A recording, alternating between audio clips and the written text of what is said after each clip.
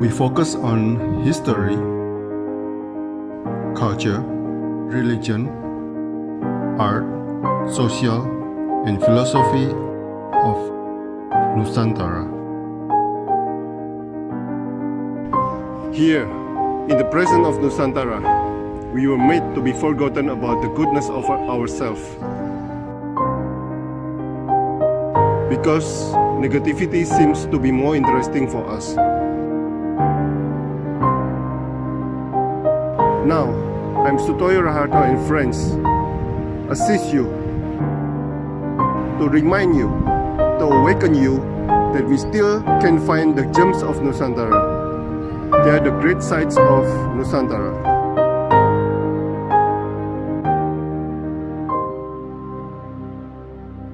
Selamat pagi, Blik Dewa Alit, seorang seniman gamelan di Ubud ini. Oh. Nah, Blik, apa itu gamelan salukat, Blik? Silakan, Blik. Ya, gamelan salukat adalah sejenis gamelan baru 10 nada yang asal dari penggabungan 7 nada, 6 yang mendiri nadanya dan 4 yang sama, atau di gamelan Jawa mungkin disebut umbuk. Nah, salukat itu sendiri berasal dari kata salu dan kat. Salu artinya rumah dan kat artinya melebur. Jadi dalam hal ini gamelan salukat mengacu kepada pengertian bahwa sebagai tempat untuk melebur ide-ide kreatif untuk menghasilkan karya-karya baru yang inovatif. Ya. Tapi ini ciptaan Blik Dewa sendiri? Iya, benar. Ya. Okay. Secara ide dan gagasan, saya cipta sendiri, terutama dalam sistem pelarasannya dan juga bentuk pelawahnya, fisikalnya. Namun saya dibantu oleh pembuat gamelan. Ya. Gamelannya juga bikinan Bali semua, Blik? Iya, benar. Bikin Bali semua. Gongnya ada 8 ya, Blik? Gongnya ada 8, ya. 1 oktav penuh. Oke. Ya. Nah, apa bedanya gamelan salukat dengan gamelan lain di Bali ini? Mungkin apa yang ingin Anda ciptakan sih? Udah bosen atau gimana? Ya, ya. Ya, ide awalnya saya memang sejak muda saya lahir di keluarga tradisi gamelan. Bapak saya seorang seniman gamelan juga. Jadi selama perkembangan saya sebagai komponis dan juga sebagai pemain gamelan, saya ingin sedikit keluar dari apa yang saya sudah dengar tiap hari dalam kehidupan saya. Saya ingin mencari sesuatu keindahan yang di luar konteks apa yang jadi kebiasaan saya. Jadi itu ide awalnya. Jadi saya mau sedikit keluar dari bilanglah dalam konteks sistem pelarasan yang paling mendasar bagi saya. Kemudian saya dalam perkembangan berkomposisi selalu membutuhkan hal-hal yang berkaitan dengan komposisi karya saya. Oleh karena itu saya membuat gamelan salukat ini. Jadi hal yang membedakan dengan gamelan lain itu, mari bilang dari segi fisikal dulu ya. Dari segi fisikalnya itu bentuk pelawah, dalam bahasa Bali itu disebut pelawah, bentuk gamelan instrumennya itu sudah dia punya khas tersendiri. Sampai sekarang belum ada yang sama seperti itu ya. Karena pertimbangan efisiensi, resonator dibuat lebih pendek, gamelannya dibuat lebih kecil, namun bilahnya banyak. Kemudian misalnya lagi riong itu yang berbentuk pencon itu terdiri dari 2 riong, tapi larasnya berbeda. Yang satu saya sebut dengan saih gede, yang lagi satu saya sebut dengan saih cenik. Tapi dia merupakan kombinasi dari harmoni Ya, misalnya contoh, kalau nada 1, yang saya jenik dipukul dengan nada 1 saya gede, yang bersamaan dia menciptakan sebuah bunyi harmoni kalau terus 1, 2, 3, 4 ya. Jadi, pada gamelan pada umumnya 1 disebut ding misalnya, dan seterusnya ding, dong, deng, dong, dang, 1, 2, 3, 4, 5. Tapi, di gamelan selukat, cara melafalkan seperti itu tidak berlaku lagi, karena, lebih mengarah ke konsep harmoni dia. Jadi, pencarian harmoni dan pencarian, laras-laras atau sesi baru bisa berlaku di satu arah, eee, atau seh yang seh cinik saja, atau bisa digabungkan antara seh cinik dan seh gede. Jadi ini hal yang memang, baru sekali, eee, eb dia multi, laras. Jadi banyak sekali kemungkinan lain yang bisa dilakukan yang tanpa kita bisa duga hasilnya, itu satu.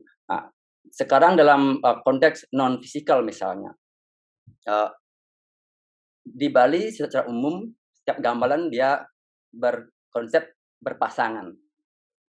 Jadi misalnya ada 4 instrumen pemadi, yang 2 berpasangan ngembang isep, yang lagi 1 berpasangan ngembang isep. Tetapi dia dalam koridor yang sama. Jadi ngembang itu sedikit lebih tinggi bunyinya, sedikit lebih rendah bunyinya, ngisep sedikit lebih tinggi. Jadi kalau dipukul bersamaan dia akan menciptakan, keseimbangan getaran, saling mengisi. Tetapi di gamelan selukat, tetap memakai konsep ngembang isep, namun dia 4 tingkatan perbedaan frekuensi. Misalnya, seperti tadi saya bilang 4 pemade. Pemade bilanglah kelompok, seh cinik ngembang isep, kelompok seh gede ngembang isep. Tetapi dia bisa dikatakan seh cinik AB, seh gede CD. Jadi ngembang isep yang kelompok seh cinik agak cepat, ngembang isep yang kelompok seh gede agak pelan. Jadi A, B, C, D. Nah sekarang bagaimana kalau kita pukul bersamaan A dan C? Ya itu menciptakan yang cepat dan yang pelan. Itu keseimbangannya bagus sekali. Tapi kalau A dan D itu konflik dia. Itu seperti ada gesekan, mengganggu telinga manusia begitu. Karena dia akan jadi justru, inilah yang sebenarnya saya cari, sebuah, gesekan yang dalam konteks, komposisi musik itu sangat bermanfaat gitu. Hal-hal yang mengganggu itu sangat bermanfaat gitu. Jadi itu saya kira yang membedakan dia dengan gamelan lain. Bli, sudah sejak kapan, Bli mempunyai ide untuk menciptakan ini? Atau paling tidak ada ini, saya mau menciptakan yang lain daripada yang lain. Ya. Untuk gamelan selukat itu saya punya ide, sekitar tahun, 2000-an ya. Ketika itu, saya diundang ke, UBC, University Columbia untuk mengajar gamelan. Di sana saya berinteraksi dengan teman-teman, musisi di Vancouver ya. Di sana, betul-betul pengalaman saya pertama bagaimana orang di sana mempersepsikan gamelan dalam konteks musiknya. Misal contoh, kalau kami di sini kebiasaannya gong 1, 2, 3. Tapi di sana 1, 2, 3, 4. Jadi gong itu pada tekan pertama. Kalau di sini setelah gong penekanannya gong 1. Tapi sebenarnya saya pikir musiknya sama, tapi kan persepsinya yang berbeda. Jadi di sana ya muncul ide saya untuk ya buat gamelan yang baru. Namun gamelan ini saya bisa buat setelah tahun 2004 instrumennya. Kemudian tahun 2007 saya membentuk grup dan sudah mulai membuat kompetisi untuk gamelan ini. Oke, dan Apakah Anda sudah merasa berhasil untuk menciptakan ini? Ah, Apakah karya gamelan Salukat ini sudah, ya dirasa penuh, full, ya, begitu? ya. Sejak dibuatnya gamelan ini, dari tahun 2004 itu sampai 2020 itu sudah 4 kali, terjadi perubahan, sistem pelarasannya. Dan setiap saya membuat komposisi baru, itu saya rubah sistem pelarasannya. Tapi sekarang sepertinya, itu akan cukup ya, mmm, mudah-mudahan karena, kalau saya pikir seperti seniman-seniman biasanya, eee, hidup ini tidak pernah puas dalam berkarya ya. Ya, Karena bagi ya. saya justru kepuasan atau keberhasilan itulah tantangannya. Karena seperti kita tahu sekarang dunia berkembang sangat cepat. Eee, Pergerakan anak muda sekarang sudah luar biasa, terutama di Bali musiknya berkembang cepat sekali. Jadi, bagaimana kita bisa bilang berhasil atau puas, ya justru di sana tantangannya bagi saya. Oke, jadi kemungkinan bakal ada perubahan lagi nih, Bli. Tergantung sikon ya. Ter Tergantung ide-ide yang mengilhami, tergantung juga, pembacaan ke depannya. Bli, ada tulisan menarik yang Anda tulis di Instagram ya. Noise yang bernalar kemarin, apabila sekarang dan seterusnya, ketekunan harus terus diperjuangkan. Hati-hati membawa diri, ya. Lawan sedang memuncak ya. Kalau tidak bisa menyerang, bertahanlah. Tiba saatnya bawang pun bisa mengalahkan. Nah, ini sebuah tulisan yang indah, Bli. Ada apa dengan noise yang bernalar ini, Bli? Silakan. Iya, iya. Eee, Pertama, saya akan bilang ini respon saya kepada, saat itu tentang pandemi ya, serangan, virus corona ini. Mmm, itu, saya melihat pada waktu pandemi itu kita, eee, dibatasi ruang geraknya atau kita sendiri menyadari diri bahwa kita harus membatasi ruang gerak, jaga jarak dan lain-lainnya. Eee, tapi itu kan saya melihat sebagai peluang, itu saya melihat sebagai, kesempatan untuk lebih melihat diri saya sendiri. Karena pada waktu normal, kita sulit sekali dapat momen untuk melihat diri sendiri, terlalu banyak informasi yang datang. Jadi, ini saatnya, ini peluangnya, untuk melihat diri sendiri dalam rangka pendewasaan, dan pematangan cara pikir, terutama saya sebagai seniman. Nah, tetapi di lain hal, kita demokrasi, ada demokrasi. Orang bisa bebas bicara sekarang, orang bisa, eee eee, mengatakan bahwa itu hak hak tentang bicara. Jadi, di sisi ada sebuah pergerakan kebebasan. Namun kita hidup bersama, kita mempunyai masalah bersama. Eee, Anda bisa bicara apa saja, tetapi tolong tolong pakai logiknya juga, tolong pakai nalarnya juga gitu. Karena kita punya masalah bersama, bukan hanya masalah si A, bukan hanya masalah si B, bukan hanya masalah negara kita atau bukan negara lain, tapi ini sudah menjadi global pandemi ini gitu. Makanya, di sini ada kontradiksi antara, hidup demokrasi dan kepentingan untuk mengatasi pandemi. Itu saya ingin ungkapkan. Kemudian, eee eee, kembali lagi untuk saya, ya kita kita kita harus lebih banyak memanfaatkan ini untuk kontemplasi, untuk mencari ide-ide, kebaruan sebagai seniman. Eee, ya jadi, sangat disayangkan kalau momen ini kita tidak manfaatkan. Benar semua orang berada dalam situasi sulit, tetapi bagaimana kita melaksanakan sulit ini menjadi sesuatu yang memang bermanfaat itu. Ya, jadi itu, pada intinya yang saya mau bilang. Pandemi. Nah, Bli, ini ada satu foto,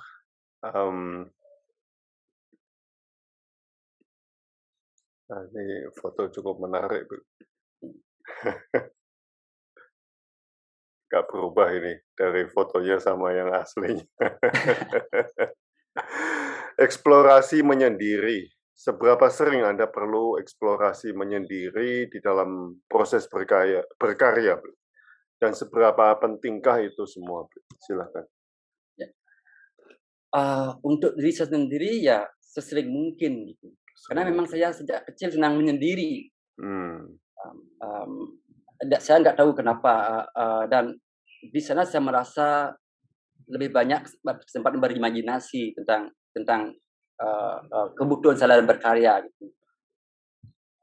Seperti kita ketahui ya kalau di Bali ini kehidupan seniman dalam konteks sosial kemasyarakatatannya sangat kuat ya.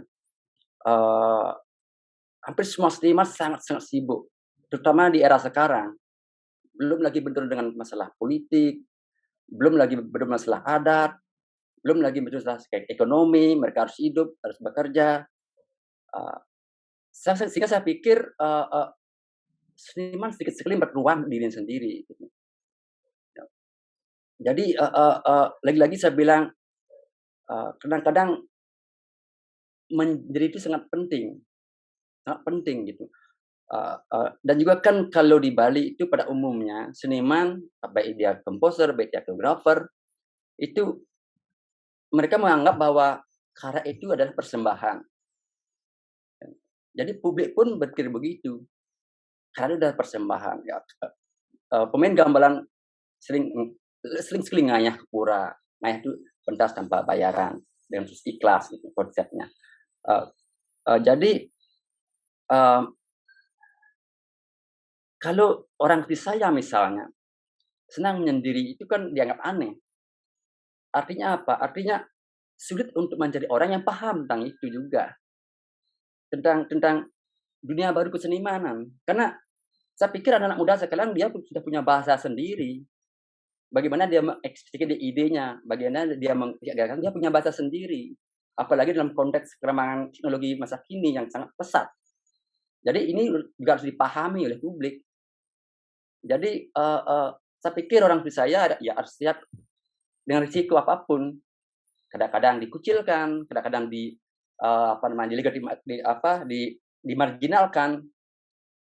Ya itulah yang kita harus hadapi sebagai seniman. Karena sesungguhnya kan seniman itu selalu memerlukan waktu untuk diri sendiri untuk pencarian kemurnian dalam proses pematangan karya-karyanya ke masa depan. Ya. Jadi saya pikir itu yang perlu kita pahami semua, baik publik maupun seniman sendiri. Ya, baik publik sama seniman sendiri. Wow. Menarik sekali, Bli. Latihannya juga di rumah, Bli? Di rumah saya sendiri ya, ada studio gamelannya. Oke, nah yang pemain-pemainnya tetangga-tetangga? Pemain-pemainnya kebanyakan dari desa lain. Ya mereka kesini berkumpul. Ya dan mereka muda-muda sekali. Ya. Dan apakah ada kritikan dari gamelan-gamelan tradisional lainnya? Ya itu pasti ada ya. Oh pasti ada. Pasti ada. Cuma kan tidak langsung ke saya. Itu biasa kan. Pasti ada. Itu pasti yang baru dengan yang lama itu pasti ada pasti ada gesekan. Ada gesekan. Ya, karena saya sendiri memang berasal dari gamelan yang sangat tradisional. Iya. Dan saya paham tentang itu. Dan yang baru nanti akan jadi lama. Iya. Dan muncul yang baru lagi. Iya, benar. Jadi kalau kita bicara masalah masa depan ya, apa masa depannya itu yang tradisi masa depannya karena dia akan menjadi lama. Iya. Kita harus coba di Bali, Bli. Iya, siap. Terima kasih Bli Dewa untuk waktunya, untuk sharing pengalamannya ini. Iya, terima kasih ya atas gagasan untuk Dharma sharing ini. Saya sangat berterima kasih dan ya sampai ketemu. Matur suksma Bli. Ya, suksma. Ya, suksma. Terima kasih teman-teman. Terima kasih Bli.